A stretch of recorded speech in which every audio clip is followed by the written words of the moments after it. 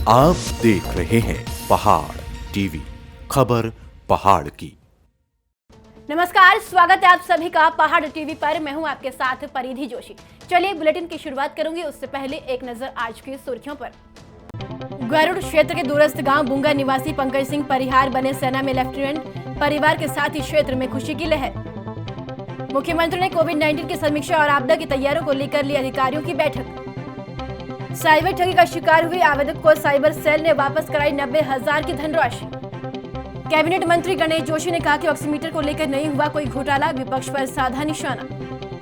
उत्तरकाशी भ्रमण के दौरान लोक निर्माण विभाग निरीक्षण भवन में आयोजित कार्यकर्ता सम्मेलन में कार्यकर्ताओं को संबोधित करते हुए मुख्यमंत्री तीरथ सिंह रावत ने सस्ती दरों पर चीनी का कोटा देने को लेकर वक्तव्य दिया। मुख्यमंत्री तीरथ सिंह रावत ने कहा कि पिछली बार कोविड में 9 महीने का खाद्यान्न कोटा दिया था, 3 महीने का कोटा इस बार दिया है। पिछली बार खाद्यान्न 7.5 किलो मिलता था, इस बार हमने 20 किलो कर दिया है। ये बताने की जरूरत है कि फिर मुख्यमंत्री ने कहा कि चीनी कभी नहीं मिली। जब से देश आजाद हुआ किसी भी दुख में, कष्ट में, आपदा में नहीं मिली। हम चीनी भी 3 महीने दे रहे हैं। गरुड़ क्षेत्र के दूरस्थ गांव बुंगा निवासी पंकज सिंह परिहार सेना में लेफ्टिनेंट बनने से परिवार के साथ ही क्षेत्र में खुशी की लहर है। उत्तराखंड ने देश को सबसे ज्यादा जवान देश सेवा के लिए दिए हैं, इसलिए देवभूमि को सैन्य धाम भी कहा जाता है। लेफ्टिनेंट पंकज के पिता भगवत सिंह ने अपने बेटे की इस उपलब्धि पर खुशी जताई है। जैसा कि लगातार कहा जाता है, उत्तराखंड की जवानी, पहाड़ के काम नहीं आ पाती, लेकिन उत्तराखंड ने ही आज तक सबसे ज्यादा जवान देश को दिए हैं। इसी क्रम में बागेश्वर जिले के गरुड़ क्षेत्र के दूरस्थ गांव बुंगा निवासी पंकज सिंह परिहार ने सेना में अफसर बनकर परिवार सहित गरुड़ क्षेत्र तथा बागेश्वर जिले का नाम रोशन किया है। इस वक्त हमारे साथ मौजूद हैं पंकज सिंह परिहार जी के पिता भगवत सिंह परिहार जी, और आइए इनसे जानते हैं कि उनकी प्रारंभिक शिक्षा कहाँ से हुई थी और यह प्रेरणा उन्हें कहाँ से मिली, और इन्हीं से जानते हैं। नमस्कार सर, आपका बहुत बहुत स्वागत है पहाड़ टीवी पर, और आप ही से जानेंगे कि उनकी प्रारंभिक शिक्षा तथा ये प्रेरणा उन्हें ये सब कहाँ से मिला सर। उसका सपने बचपन से ही अफसर बनने का था। प्रारंभिक शिक्षा उसकी वर्धन सेंट्रल स्कूल से हुई थी, और उसके बाद सेंट्रल स्कूल लखनऊ से उसने पढ़ाई की, और उसका सपना बचपन से ही एक अफसर बनने का था, और उसने कड़ी मेहनत, अपनी लगन, अपने बलबूते में ही उसने सब कुछ किया है, और देश की सेवा करना चाहता था। उसका सपना पूरा हुआ। मुख्यमंत्री तीरथ सिंह रावत ने उत्तरकाशी में 2 दिवसीय दौरे पर जिला सभागार उत्तरकाशी में कोविड-19 की समीक्षा और आपदा की तैयारियों को लेकर अधिकारियों की बैठक ली। मुख्यमंत्री ने लोक निर्माण विभाग, पीएमजीएसवाई और एनएच विभाग को मानसून काल में आपदा से निपटने के लिए पर्याप्त संसाधन मौजूद रखने के निर्देश दिए। वरिष्ठ पुलिस अधीक्षक हरिद्वार सेंथिल अबुदाई कृष्णराज एस द्वारा वर्तमान समय में बढ़ते साइबर अपराध के दृष्टिगत जनपद में गठित साइबर क्राइम सेल को साइबर अपराधों से संबंधित शिकायत प्राप्त होने पर त्वरित कार्रवाई करने को निर्देशित किया। आमजन द्वारा साइबर ठगी का शिकार होने पर साइबर सेल के मोबाइल नंबर या कार्यालय में दी जा रही सूचना पर साइबर क्राइम सेल द्वारा तत्परता से कार्य किया जा रहा है। इसी क्रम में हरिद्वार निवासी व्यक्ति के ठगी के शिकार होने पर साइबर सेल ने उसकी रकम वापस दिलाई है। श्री यशपाल आए हैं, वो अभी धन्यवाद देने के लिए आए हैं, क्योंकि ये मई 25 तारीख को जो है ये एक धोखाधड़ी से जो है ये एक व्यक्ति शेयर ट्रेडी का नाम से इनसे जो है 90,000 रुपया जो है इनका बैंक अकाउंट से उनका खाते में चले गया था। तत्काल रूप से जो है उन्होंने हमारा साइबर सेल को अवगत कराया, तो फिर 3 दिन मेहनत से जो है आज ये सारे पैसा जो है सब कुछ जो है इनका अकाउंट में वापस लौट के आ गई है। तो ये धन्यवाद देने के लिए आए हैं। इस पर जो है इनका पैसा जो है जो भी है इनको हमने वापस कर। कोरोना काल में कौन अपने घर से बाहर निकलना चाहेगा, किंतु आयुष मियां और उनके साथी ऐसे हैं जो कोरोना काल में विगत 14 दिनों से अपने घर न जाते हुए होटल में रहकर ऐसे लोगों को खाना बांट रहे हैं जो होटल ढाबे बंद होने के कारण खाना नहीं खा सकते हैं। यही नहीं, संयुक्त अस्पताल, बेस अस्पताल में मरीजों के साथ आए परिजनों को भी विगत 14 दिनों से सुबह शाम खाना देने का काम कर रहे हैं। 2 टाइम का खाना खुद युवाओं द्वारा तैयार कर शहर भर में बांटा जा रहा है। एक दिन में 200 लोगों को सुबह शाम का खाना खिलाकर कोरोना काल में मिसाइल कायम कर रहे हैं। छात्र संगठन जय हो ग्रुप के जिलाध्यक्ष आयुष मियां और उनके साथी कोरोना जैसी महामारी में सड़कों पर घूमने वाले असहाय लोगों के साथ ही ऐसे लोगों को जो होटल ढाबों पर निर्भर थे उनके लिए सुबह शाम खाना परोस रहे हैं। कि यहाँ पर हमारे शहर में बस कोई भी इंसान भूखा ना सोए। इसी को देखते हुए हम लोगों ने मुहिम चालू करी और हम जब तक यहाँ पर इस प्रकार का जो कोरोना जो महामारी है, इस प्रकार का जब तक ये दौर चलता रहेगा तब तक हम लोगों की ये मुहिम जारी रहेगी। और आप सभी लोगों से मेरा निवेदन है, आपके आसपास कोई भी अगर भूखा हो, किसी ने खाना नहीं खाया हो, तो आप जरूर हम लोगों को बताएं। हम लोगों ने अपने टोल फ्री नंबर जारी किए हुए हैं, आप जरूर उन नंबरों पर कॉल करके हम तक सूचित करें ताकि हम हर इंसान तक हम लोग खाना पहुंचा पाए। मुख्यमंत्री तीरथ सिंह रावत ने शनिवार को जिला चिकित्सालय उत्तरकाशी का निरीक्षण किया और पीपी किट पहनकर कोविड मरीजों से मिले और शीघ्र उनके स्वास्थ्य होने की शुभकामनाएं दी। मुख्यमंत्री ने कहा कि अस्पताल के डॉक्टर, नर्स और संबंधित स्टाफ लगातार समर्पित भाव से पॉजिटिव लोगों की देखभाल में लगे हुए हैं और 3-4 घंटे पीपी किट पहनकर अपनी सेवाएं दे रहे हैं। कोरोना से जंग के बीच ऑक्सीजन स्तर मापने वाले उपकरणों की खरीद विवादों में गिर गई है। खुद सत्ता पक्ष के विधायक और विधानसभा उपाध्यक्ष रघुनाथ सिंह चौहान ने पल्स ऑक्सीमीटर की खरीद पर सवाल उठाकर प्रशासन को कटघरे में खड़ा कर दिया है, जिसके बाद कैबिनेट मंत्री गणेश जोशी ने कहा कि ऑक्सीमीटर को लेकर कोई घोटाला नहीं हुआ है। कोरोना काल में विगत 2 वर्षों से ग्रामीण और शहरी क्षेत्रों में धरातल पर कार्य कर रही आशा और आंगनवाड़ी वर्कर्स का गुस्सा सीएम तीरथ रावत के सामने फूट पड़ा। सीएम रावत जब नौगांव सीएचसी का निरीक्षण कर रहे थे, उसी समय बड़ी संख्या में आशा और आंगनबाड़ी वर्कर्स सीएम का सुरक्षा घेराव तोड़कर उनके पास जा पहुंची। इन लोगों ने अपना मानदेय सहित कोविड में किसी प्रकार की सुविधा न मिलने की शिकायत सीएम के सामने रखी। मुख्यमंत्री जी ने हमें कोई आश्वासन नहीं दिया, हमें उल्टा थोपा गया कि जो ये दवाइयाँ दी हमने, वो दवाइयाँ आप पे भाई दायित्व है हमारा, हमने बांटा, लेकिन हमें उसकी फैसिलिटी भी मिलने चाहिए। हमें खांसी जुकाम होता है गांव में, उनकी जांच करने के लिए हमारे पास क्या साधन है? हम क्या उनकी नवज देखें या उनको देखें? क्या सुविधा है हमारे पास है?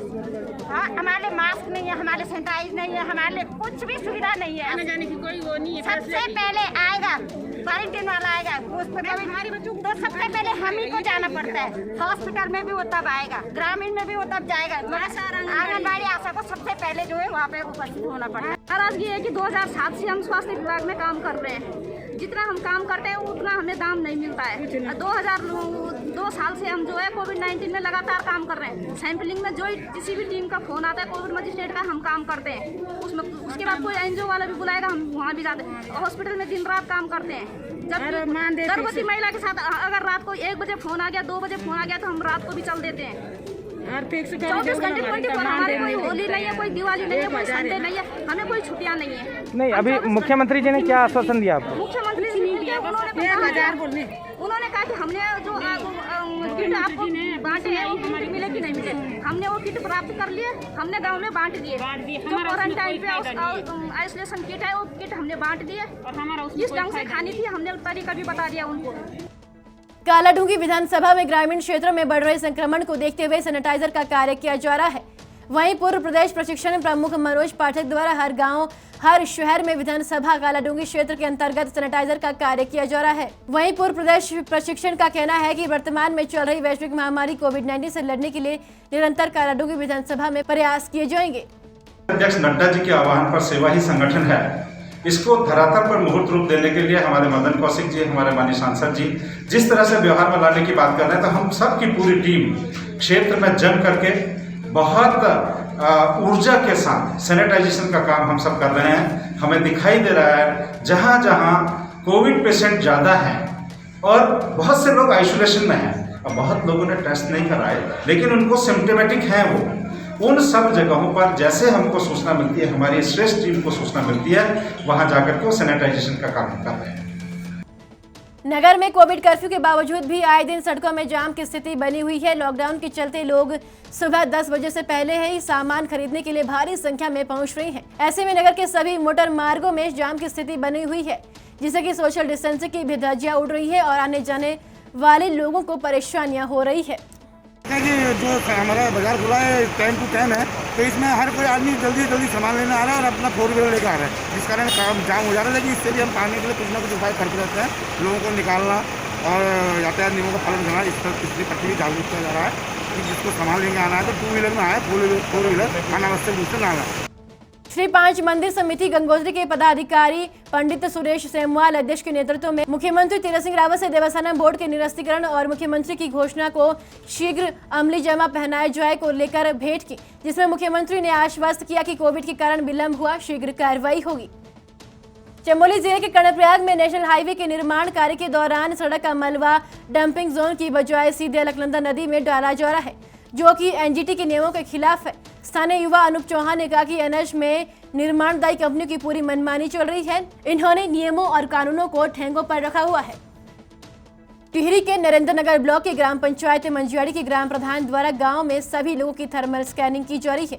वहीं साथ ही ग्राम प्रधान द्वारा लोगों को कोरोना के प्रति जागरूक भी किया जा रहा है।